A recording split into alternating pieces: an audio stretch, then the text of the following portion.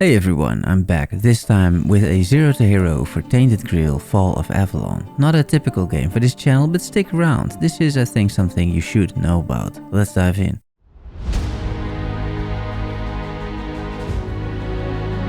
This video isn't in any way sponsored, I just got early review access and that's it. That said, this isn't a review, although I will share plenty of thoughts about the game and also some at the end of the video. But we're beginning at the start. You start out with beautiful music, a bit of introduction explaining why the lands of Avalon fell into chaos in a main story quest I will not be spoiling for the most part in this video, and it is time for character creation. I play in first-person mode, so I will never see this pretty face again, and I'm not a game journalist, so I can pick adventurer. You're imprisoned, because of course you are, and by talking to the guard you get some initial stats. I'm choosing to specialize in heavy armor, one-handed weapons and a shield. This game is about King Arthur's legacy after all, and I fancy myself a knight for the occasion. The guard gets killed, I'm free, and that means it's time to pick up 1250 objects from this prison. I mean, you never know what you might need, right? I open the door, loot the guard, I look like hell because I'm contaminated with the Red Death, a type of plague,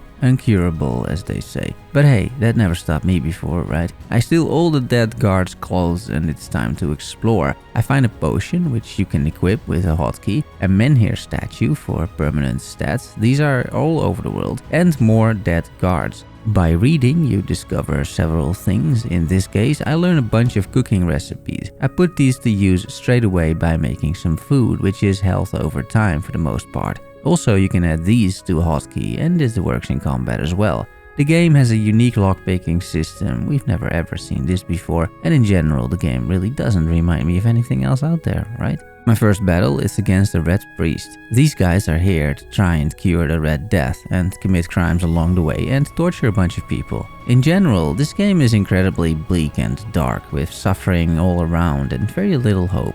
It's brutal in many ways, but can be endearing at times as well. I find a cracked shield which I equip. It is useful when fighting the undead because of course this prison is also infested with zombies. I fight more Red Priests, check their loot, I do a merciful killing blow to a suffering soldier who tells me about the Horns of the South, an area I will soon visit. I loot 2 health potions and a spell because the game also has magic. And then I die, thanks to 2 Red Priests. Non-journalist mode really can be quite challenging. I find a wooden club, which is an upgrade indicated by the yellow triangle, and then I encounter this pretty guy. He took a wrong turn and walked straight out of Resident Evil. I can appreciate the little cutscene though. I finally managed to kill him after some tries, using my patented pillar cheese tactics, and I equip his weapon and armor. You can see the various loadouts available in-game, it's a nice feature. And armor has weight, which impacts movement and dodge abilities.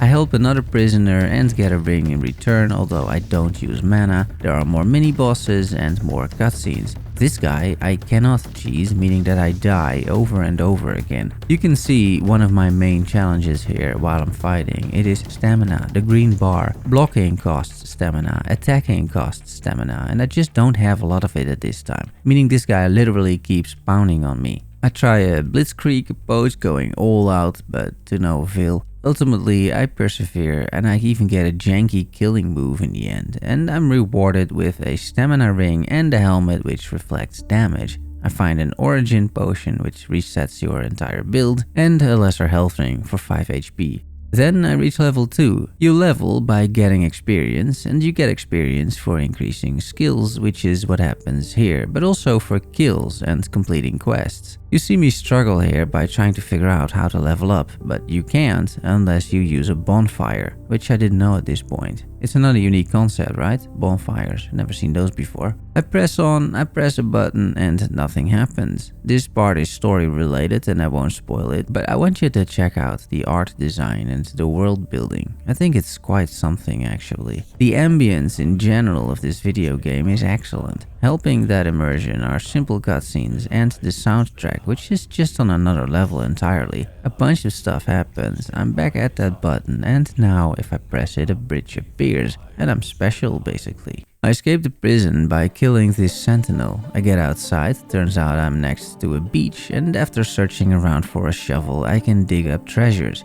I can also finally spend my attribute points. I'm going for strength and endurance as a knight. For passives, I go for some one-handed damage nodes. I sail away from the prison island, make it to the mainland, kill some crabs with a club, and the real game starts now. I discover another recipe, Hunter's Stew. I discover I can mine ore, which I can use later in crafting. As long as you have the recipes, that is. I encounter my first mini-boss in a cave, and it also gives me level 3. I find a wooden club +2, which just means an upgraded version, as it would in Dungeons & Dragons. I go outside, get ambushed by 6 zombies, and it is night time, so that means the weirdness is here. The weirdness is a primordial chaotic force that appears at night and changes the world, and not into something nice. It's creepy, dangerous, monsters get affected like this peasant, and you really don't want to be out when the weirdness is there. You do get good loot, I'll give him that, but it's a great way to die. I make it out safely. You can see the protective barrier here of the castle or the fort, and I uncover the fast travel point, and it's time to explore this thing. The city, or effectively this fort, it is the main hub. It's got tons of quests, NPCs, crafting, and much more.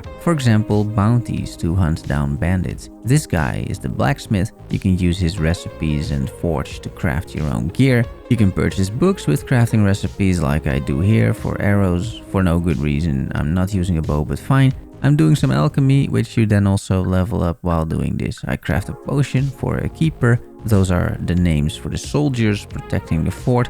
I get some XP for completing that quest, and you'll be doing a lot of these activities. It's entirely up to you who you help, how, and overall the side quests are well written and interesting. Some are straightforward with map markers, and others leave you more in the dark and you need to depend on your own wits to figure things out. This side questing gained me 2 levels, meaning more strength, more endurance, and more passive nodes for one-handed damage. There's even a house for sale in this town for 20,000 gold. That's really a shitload of gold for this stage of the game, and if you're not a full-time merchant, there's no way you're gonna get any of this. I will share a side quest with you guys like this one, finding the wreck of the Andraste and locate an artifact. This video has to be about something after all, right? I go to the local museum to get a logbook of the Andraste, which should help me locate this thing, only for the curator of the museum to tell me where the wreck is in person, because apparently this is common knowledge, but that knowledge never reached the quest giver.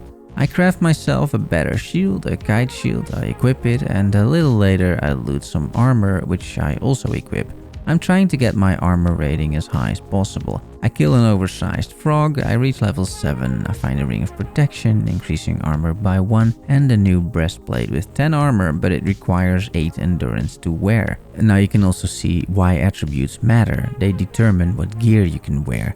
The same is true for this spine breaker, I can't wear it yet. So it's important to spend these attributes wisely and stick to a plan, I think. I stick to my 2 main attributes and I invest further in one-handed weapon passives. I'd like you guys to meet my nemesis, Fingerless Comb, one of my bounties. This is the guy closest to the town out of all the bounties. You would think it'd be doable. This dude absolutely destroys me, and the reason why is because I am amazing, of course, at this video game, but he's even better. More so, the world in Tainted Grail is de-leveled. It doesn't scale with you like it does in Skyrim. Monster levels are fixed, and if you can't kill a boss, and I pretty clearly can't do that here, you should just make a mental note, get stronger, get more levels, get more gear, and come back later. I prefer this over a scaling world because this system makes you feel that character progression so much more. I always played Skyrim with an overhaul mod that stopped enemy scaling, and I think it's harder but much more fun. Talking about upgrades, I get a mace here from fighting an outlaw. A decent upgrade compared to my +2 club. I also received this 2-handed axe from a quest which I decided to try out, and on this outlawed knight it does decent damage. I managed to kill him and his entire outfit is actually an upgrade. It's that easy sometimes. It's scuffed, even the game knows that, but it's armor and I have the attributes, so I'm happy with this. I level up again, allocating more attributes and passives. Here you see the mace in action. I love the sound effects on hitting that wolf, and the sound effects in general are amazing. I discover recipes for an entire knight's outfit that will come in handy. Here's a snippet of me fighting multiple enemies, and while stamina is still a challenge, you can see I've improved at least a little bit. I will not find out that I actually have a few dashes in combat for a very long time, but I could have made these fights more dynamic for sure. I discover more armor crafting recipes. This game offers a bunch of different ones as well as tons of different gear. I level up, more attributes, more damage passives. I've started to invest in nodes that give more stamina, making combat a lot easier. And thanks to more attributes, I can now equip that full armor set that I found earlier, making me look like the scuffed knight that I am. To salvage the look a little bit, I create a warm coat from wolf hides. It's pointless, as I still don't realize that I can actually dodge during fights using the Alt key. I do decide to upgrade this mace to +2 because it's pretty cheap and I have the materials. I meet the requirements for the spine breaker from earlier as well, so I'm equipping that as well. Meet Abigor, another guy I can't kill and who obliterates me and my self-esteem, and another example of this de-leveled or fixed level world, reminding you to get stronger, and trust me, I will. Meanwhile, the rest of the game goes actually quite well. You can tell that you're improving because you're killing the same enemies and it goes a lot smoother than before. I keep digging up treasure and mining stuff to improve my gear. The pacing, in my opinion, of progression is excellent. I find a relic, this small blue thing, and I will use that in a bit. During a lovely stroll on the beach, I get hammered, and not in a good way, but this guy is actually doable, so after a few tries I managed to kill the ogre. It's getting dark, I'm still on that beach. Jumping increases agility, which gives experience, which gives me another level. I'm now level 11. And then the weirdness sets in. It spawns these guys and they kill me. It's a classic, honestly, at this point, getting killed by the weirdness. The best way to counter all of this is to make a bonfire as soon as possible and rest until sunrise. Time for more upgrades. With this old steel mace, I lack 1 strength, but that's an easy fix. I take that 6 strength attribute requirement, I get more passives to gain stamina, and we equip this little beauty. Gaining life after killing something is actually quite useful. Meet this dude, Mallory. Look, I don't always know what to say about these creatures, but I can appreciate the design personally. And the gear he drops after killing him, that's pretty decent too. I get level 12, you know the drill at this point, and it is at this time I realized that by spending more materials on a craft, I get better outcomes. I mean, the game literally tells you this, I just didn't figure it out. I think that's a pretty cool mechanic, although maybe not super realistic. This is gonna be some heavy armor if you actually think about it. Next to the old steel mace, I find the old steel fang, an amulet increasing armor by 25% after I get hit. That sounds pretty good. I then decide to show my gaming superiority to the world by falling off a roof and getting one-tapped by a zombie on the ground, as you do. When I just stay on the ground though, I'm doing well and stamina management is much better. I am depleted here and there, but it regenerates quickly. It's time to level. I decide to equip that Mallory helmet now that I have the attributes. I level up some more, start taking on more dangerous enemies, and you can tell the build is coming together in terms of damage and sustainability. I kill Silent Celia, a bounty. I find another permanent bonus in her hideout, as well as a shield upgrade, which has been ages. I collect her head because that must be done, and if you turn these in, you get gold, a chunk of XP, and you feel good about yourself. There are more bounties to collect, like this one. The weapon she's wielding are upgrades. I reach level 15, level up again, get more stamina nodes, and I equip the branding iron until I can wield that war pick.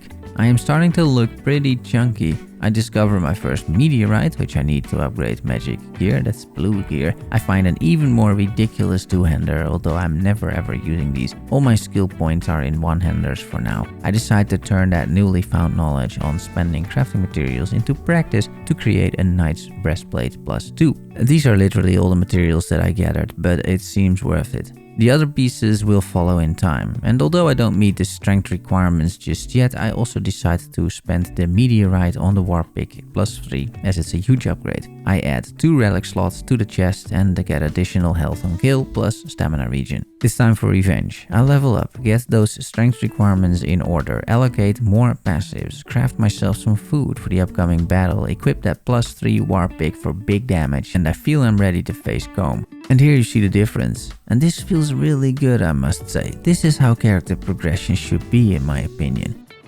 You're only making me angrier!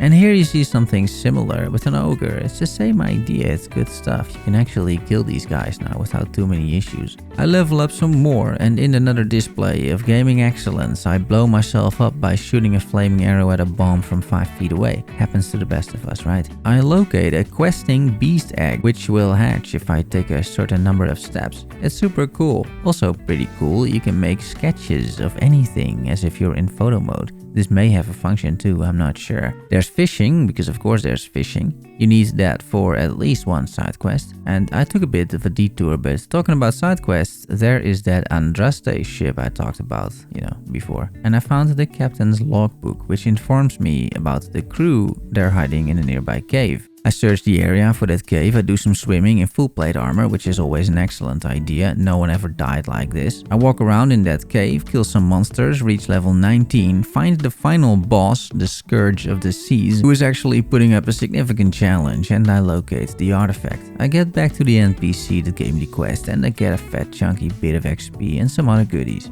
I level up. I fight a disgraced knight who drops the full knight set armor, so there are multiple ways to obtain all of these pieces. I decide to equip the pieces as they reduce stamina cost and provide stamina, plus it looks great. And then I have collected another batch of materials and I craft the +2 pants myself. And not only that, I also get the +2 gauntlets after some more farming. I feel I'm really getting somewhere for sure. It's more leveling up, completing the one-handed nodes, and I walked enough steps to hatch that beast. It's super cute and so far super pointless, but you can pet it, it does tricks, follows you around, makes some noises every now and then, and maybe at some point it turns into something actually useful. I have no idea, I didn't reach that point. The next specialization for leveling, I get into defenses, shields and more stamina, rounding out the build defensively as well. I discover more meteorite, I kill another bounty and find a truly beautiful axe, which I can't wield yet, but it's very powerful. I need some perception, which I will get later. I upgrade my knight's boots to +2 with 2 relics, extra health and igniting enemies that attack me, which happens a lot. I get a new shield and this design I think just looks incredible. And with all of this, you might think I stand a chance during the weirdness, but I really don't. Somehow I have a massive flying bird from time to time that stalks me, and this huge guy who despite all my gear still one-shots me. The nighttime and the weirdness totally feels like the end game, and I'm not ready for this. These guys are chasing you as well, it's not like they stop, so these moments are super tense and all you can do is try to get to a safe zone alive, or fire up a bonfire faster than this guy is throwing shit at you, which usually doesn't happen. I revisit an old friend, Epigore, and this time I managed to kill him without too many issues. He drops a bunch of amazing gear for me to use. It's focused on regaining stamina, which is exactly what my build is all about. I also equip his shield, which hurts enemies that attack me. I upgrade it and slot in some weapon relics, which work because they proc when I'm being attacked. It's time for me to explore the next zone in the game, Kuanat. Let me give you a bit of an idea how that went.